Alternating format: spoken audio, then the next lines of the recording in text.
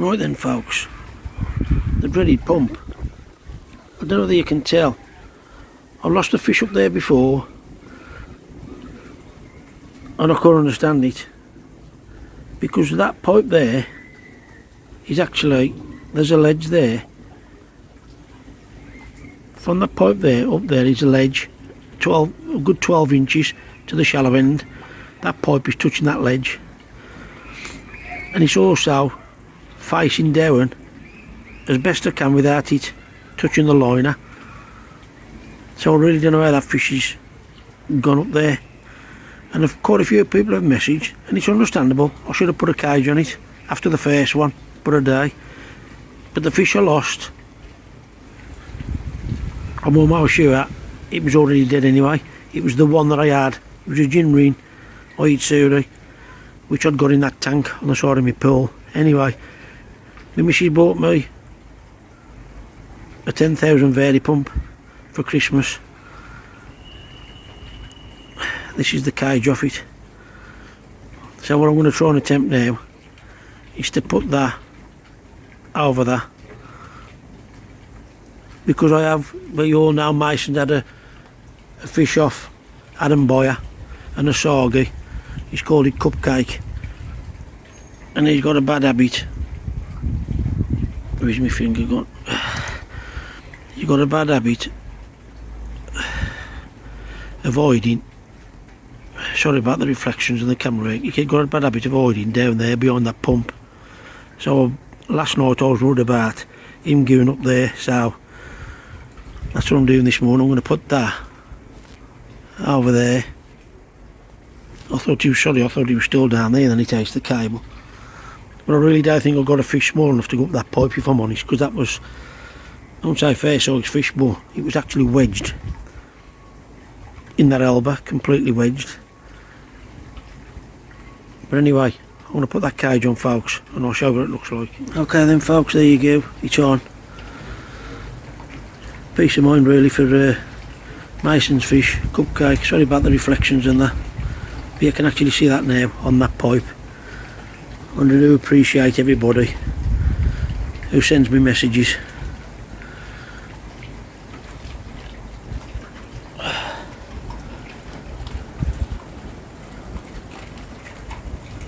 I'll catch you all later folks. Hello folks, just a little update just to show you that I am trying to change things as best I can to help the way I'm treating my fish. Things have been hard, money's been even tighter, as you know what I've been spending this year, but just so as you know that I am doing my best with what I've got basically. So I've been able to rob Walker's koi.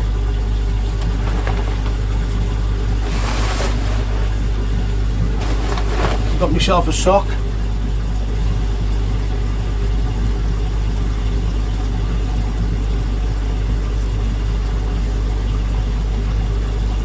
And I've been and bought myself a pan net.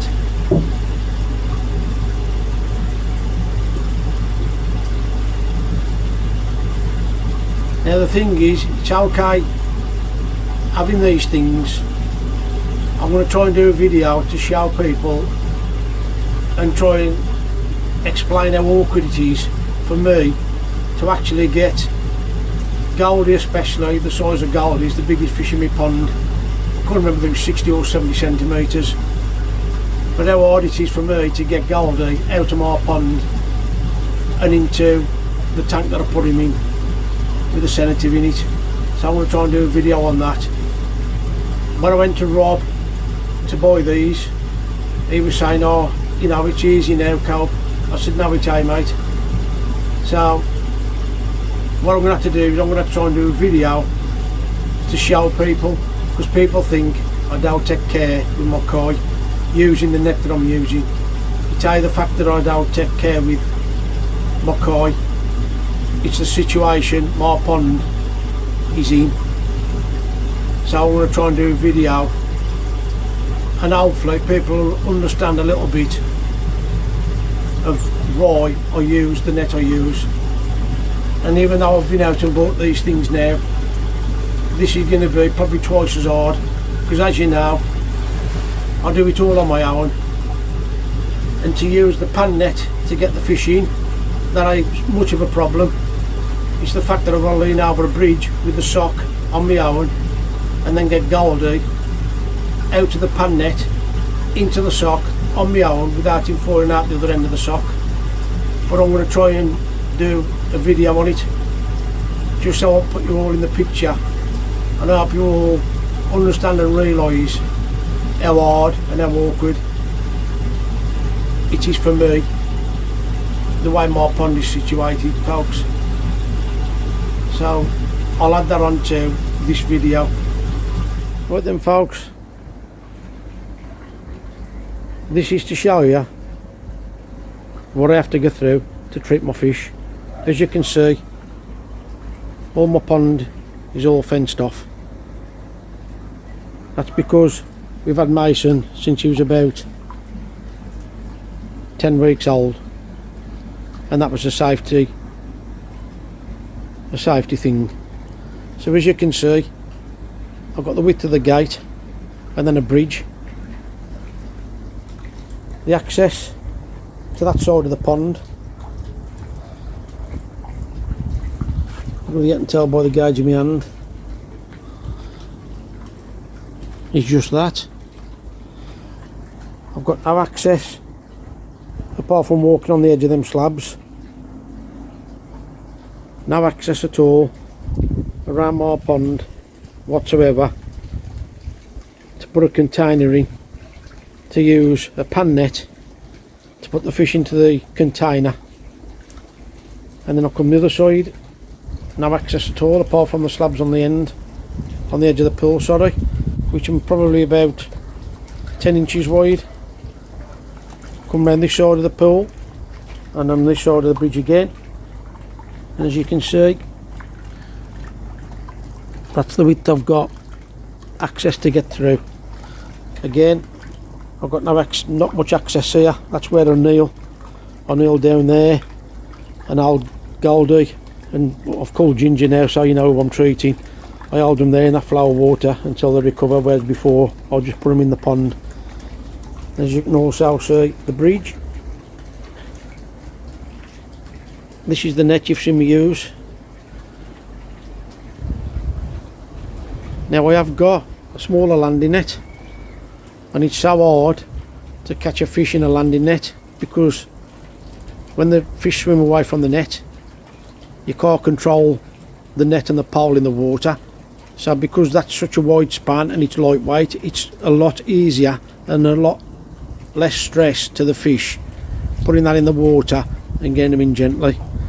Now for me, to get a fish out the pool, obviously I don't need to explain to you how to get a fish out, but once the fish is in that net, I've then got to lift them up over the bridge.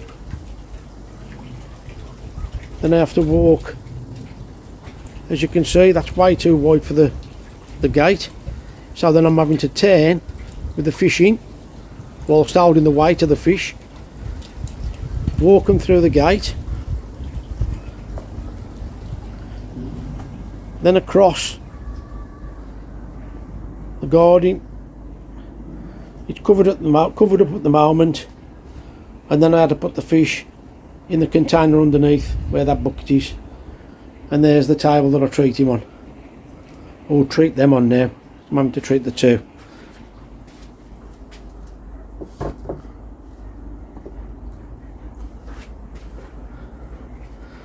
So hopefully you can understand a little bit of the problems that I've got regards as using a pan net to put the fish into a container, because there's no way I'll be able to pick a container up full of water with the fish in.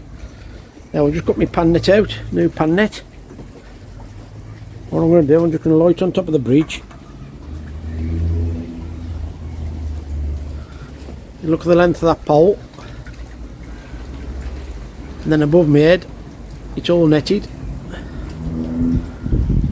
and the timber structure obviously.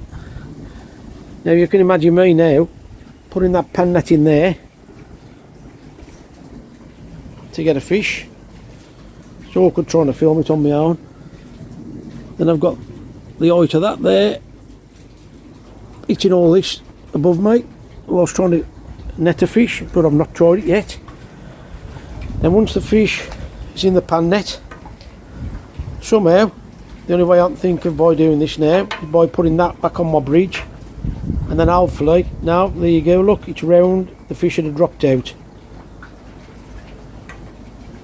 Okay then, so I've solved that problem, balance it on there, but you can imagine the fish in there jumping about, and then trying, if I can do that, then I can get the sock in there and get the fish out. Other than that, it means me holding that in the water with one hand while the fish is in it, and then trying to use my sock with one hand, trying to put the fish out of that pan net into my sock. Hopefully, by balancing that there, I can keep Goldie in there and use the sock to get him out. Obviously, when I get to do it, I'll try and do a video on it, but the first time I do it, I want to do it to see if it does work, and then obviously I can carry the sock then down through the gate and then put him in there. And the sock I've had is the one, you can see my towels up there now, been washed, drying off. Hopefully then, I've spoke to all the fish now because they've seen the net. We had a bit of a storm last night, I had them all under the bridge. Sorry about the camera work, folks, again. The fish are all swimming about, there's none sulking or nothing.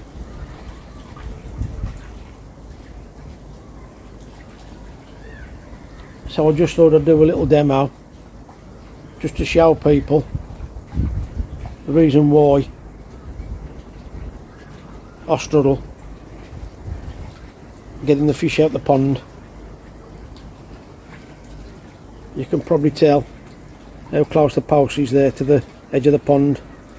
You can't really stand on them slabs there with a net. Even with a net, you've still got to struggle with a pole and not to fall in, and then try and get out to that little gap there. And all this here was all safety measure for Mason. When we first had Mason, all the framework was already up, and it just so happened, you can see how I've used all thread straight through the post to the other one, and these panels happen to work out just right, and the gate happened to fit in that timber. It was made to measure. The same this side, I did the bolts to hold the railings up, but it was all a safety precaution for Mason. So I hope that explained a little bit to you, so you know the difficulties that I've been having.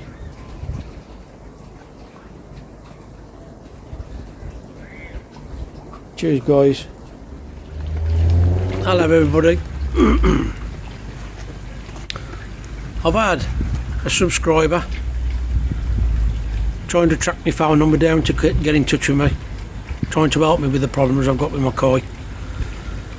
Now the subscriber, the fella and his wife, it's alright, I'm looking at what they've bought me and I'm covering the price up. I've only just this minute had chance for it all to sink in. I've got to treat Goldie and I've got to treat Ginger. This subscriber's come all out his way to my house today and he's bought me a gift.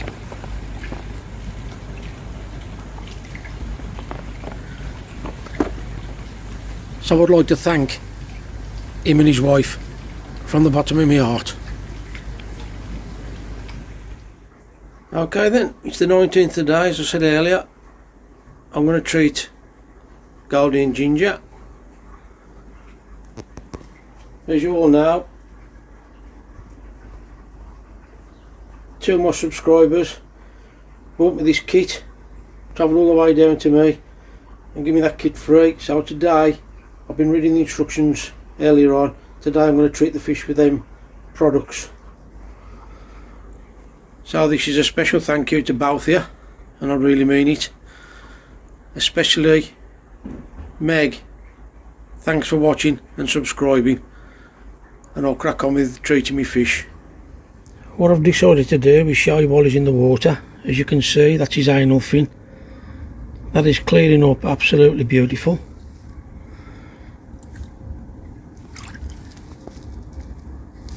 Sorry about the camera work, folks, I'm just trying to get him.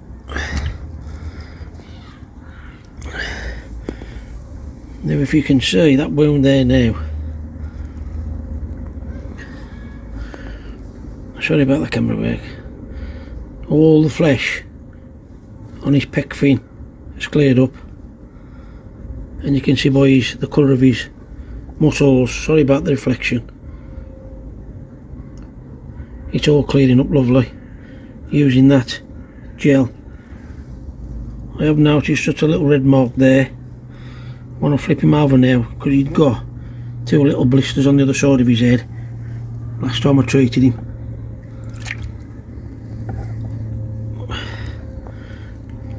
Now I don't think you can see them. That looks a lot better than what it was. It's a little bit red than it was last week, but it does look a hell of a lot better. All his fins are fine. Top fins all held up beautiful. So I'm going to get him on the table and treat him. Well, that was an absolute disaster, as you can tell. I've tripped. I've done scrapes on Goldie and Ginger. I've tripped. Fell over the table. All my scrapes all fell over the back. All smashed on the back of the floor. My bottles and everything have all gone over. No lids on my bottles. I don't know. Things just are getting now better. As you know, I do like to show everything. Sorry if it's all doom and gloom with what I'm filming. I've managed to get my stuff back. Lost some of my chemicals out my bottles. Smashed my slides. Lost all my slime off Goldie and Ginger. I'm back in the weight anyway. That's the main thing, them okay.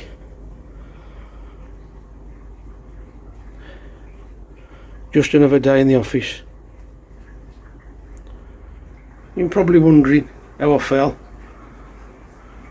I've got lower back problems, and occasionally I lose my footing. It's one of the problems with it. Some of the core help, and managed to fall on the table and knock everything over. So I just thought I'd explain how I come to fall. Like I say, the fish are okay. I'm okay. I've just got the scrapes off. I'm going to get a couple of more fish out and scrape them, see if I can find anything. I just thought I'd explain the reason why I fell.